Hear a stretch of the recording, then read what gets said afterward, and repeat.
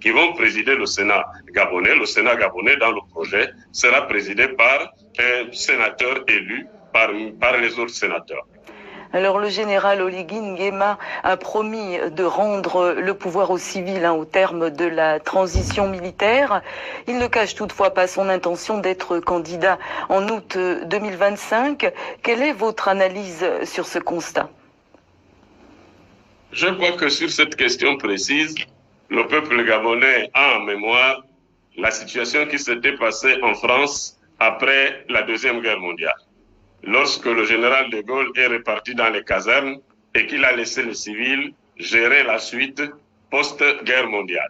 Et bien sûr, l'instabilité de la 4e République aidant, le président René Coty, à l'époque, le dernier président de la 4e République, a dû recourir au général de Gaulle pour le supplier de revenir aux affaires et de présider aux destinées des Françaises et des Français.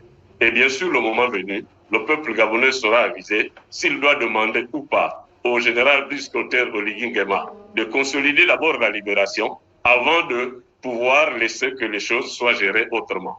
Certains articles concernent le Conseil économique, social et environnemental. Quoi de nouveau sur cet organe consultatif? Le Conseil économique et social a été renforcé dans ses prérogatives en y intégrant de façon explicite, ce qui n'était qu'implicite, les compétences en matière culturelle pour participer à la promotion et à la consolidation des valeurs culturelles gabonaises dans la vie de tous les jours.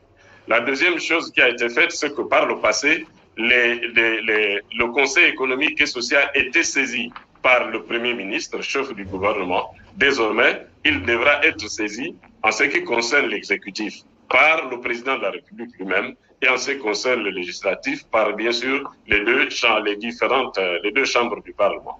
Mais surtout, le président de la République et les deux chambres du Parlement sont tenus de donner suite aux avis et aux rapports du Conseil économique, social et environnemental.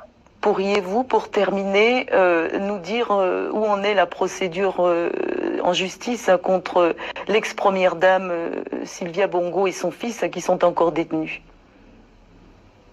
En tant qu'ancien ministre de la Justice, j'ai appris que lorsqu'une question fait l'objet d'un processus judiciaire, elle doit être à l'abri de tout commentaire, surtout des commentaires venant de la part des responsables politiques.